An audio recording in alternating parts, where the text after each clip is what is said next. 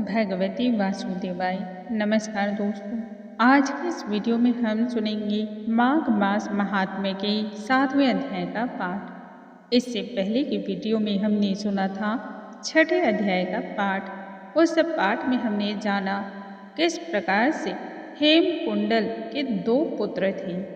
एक का नाम कुंडल और दूसरे का नाम विकुंडल। दोनों ही भाई हर प्रकार के बुरे कार्यों में ही लिप्त रहे और अपने जीवन की गाढ़ी कमाई उसमें लगा दी। विकुंडल तो अपने दोनों पुत्रों को घर गृहस्थी के सभी कार्यों को सौंप करके तपस्या के लिए वन की ओर चला गया था और तपस्या करते हुए ही वह अंत में मृत्यु को प्राप्त हुआ। इधर उसके दोनों बेटे हर प्रकार के बुरे कार्यों में ही लिप्त रहने लगे और इसकी वजह से ही वह अपने जीवन को अधोगति यानी कि पतन की ओर गिराते रहे। जब उन दोनों बेटों की मृत्यु हुई तब यमराज के 2 दूत आए और उन्हें लेकर के यमलोक गए। वहाँ पर यमराज ने कहा चित्रगुप्त से कि इन दोनों के कर्मों की आलोचना की जाए और उसके आधार पर ही निर्णय किया जाए किस भाई को कैसी सजा दी जाएगी।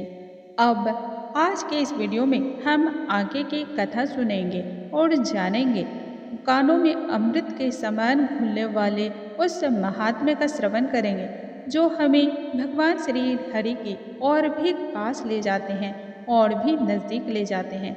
इससे श्रवण करने वाले व्यक्ति के ऊपर आप सोचें कि खुद ब खुद श्री हरि की कृपा पर है, तभी आप इस महात्म्य को श्रवण कर पा रहे हैं। बिना श्री हरि की कृपा से ऐसे उत्तम महात्म्य को तो आप कभी सुन भी नहीं सकते हैं। आइए श्री हरि के जो और सानिध्य हमें लेकर जाएं, भगवान श्री हरि के और जो नज़दीक हमें लेके जाए, जो हमें उनकी कृपा दिलाए, वैसे पाठ का आरंभ करते हैं, उन कथा का श्रवण करते हैं ताकि भगवान श्री हरि की कृपा सदैव हमारे साथ बनी रहे। सबसे पहले भगवान श्री गणेश का ध्यान कर लेंगे और फिर पाठ आरंभ करेंगे। श्री वक्रतुंड महाकाय सूर्यकोटि समप्रभा निर्विघ्नं कुरु मे देव सर्वकार्येषु सर्वदा। ओम नमो भगवते वासुदेवाय। यमराज के कथन के अनुसार ही चित्रगुप्त ने उन दोनों भाइयों के कर्मों की आलोचना करनी आरंभ की और फिर दूतों से कहा कि बड़े भाई कुंडल को घोर नरक में डाल दो और दूसरे भाई विकुंडल को स्वर्ग में ले जाओ, जहाँ की अलग अलग प्रकार के उत्तम भोग हैं जिसे यह भोग सके। तब एक दूत तो कुंडल को नरक में फेंकने के लिए लेकर चला गया और दूसरा दूत बड़ी विनम्रता के साथ कहने लगा, हे विकुंडल, चलो, तुम अच्छे कर्मों की वजह से स्वर्ग को प्राप्त हुए हो, वहाँ पर तुम नाना प्रकार के सुखों को भोगो।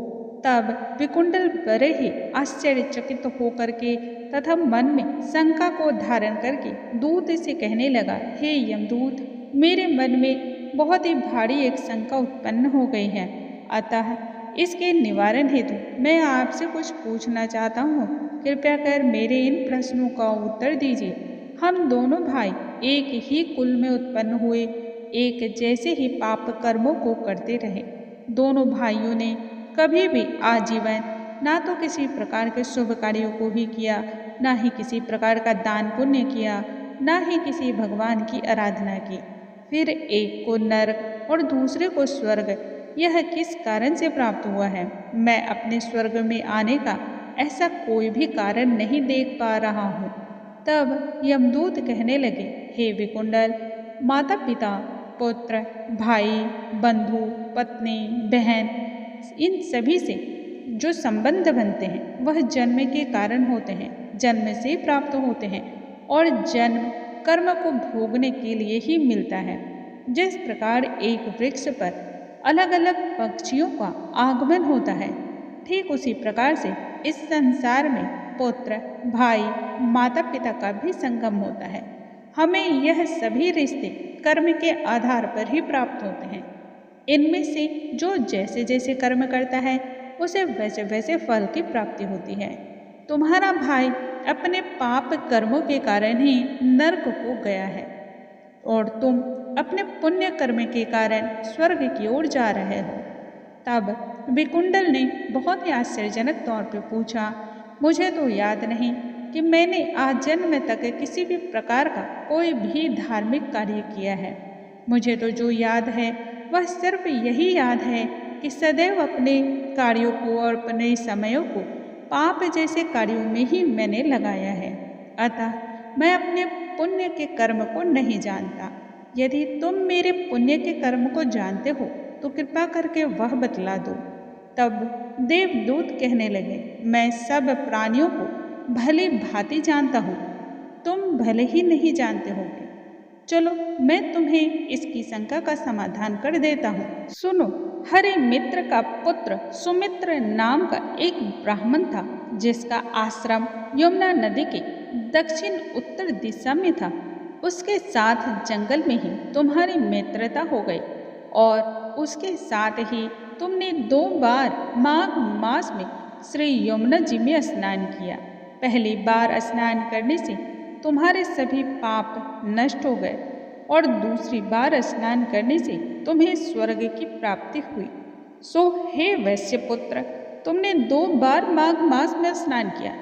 इसी पुण्य की वजह से तुम्हें स्वर्ग की प्राप्ति हुई है और तुम्हारा भाई घोर नरक को प्राप्त हुआ। दत्तात्रेय जी फिर आगे कहते हैं, इस प्रकार से वह भाई के दुखों से अति दुखित होकर के नम्रता पूर्वक तथा मीठे वचनों को बोलता हुआ दूतों से कहने लगा, हे दूतों, सज्जन पुरुषों के साथ 7 पग चलने से भी मित्रता हो जाती है और यह अत्यंत ही कल्याणकारी होती है और यह जीवन में अनेक प्रकार के सुखों को देने वाली होती है। हे मित्र, प्रेम की चिंता न करते हुए यदि तुम मुझे बस इतना बताने की कृपा करो कि कौन से कर्म से मनुष्य को यमलोक को प्राप्त नहीं होता है।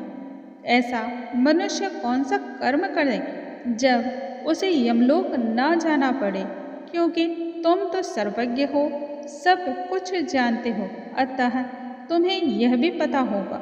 कृपया कर इतना बतला दो, मैं तुम्हारा आभारी रहूँगा। इस प्रकार से हमने आज के इस वीडियो में सुना माघ मास महात्म्य के 7वें अध्याय का पाठ।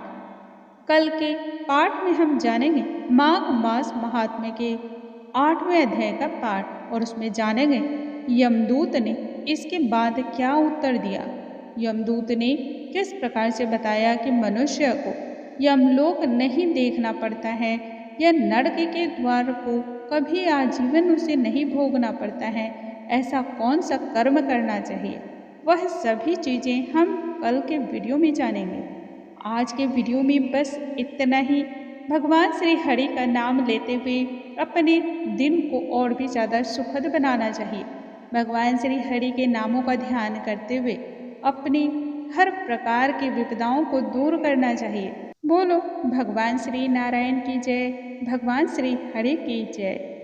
कल के वीडियो में हम फिर से मिलेंगे। तब तक आप सभी स्वस्थ रहिए, हंसते रहिए और मुस्कुराते रहिए।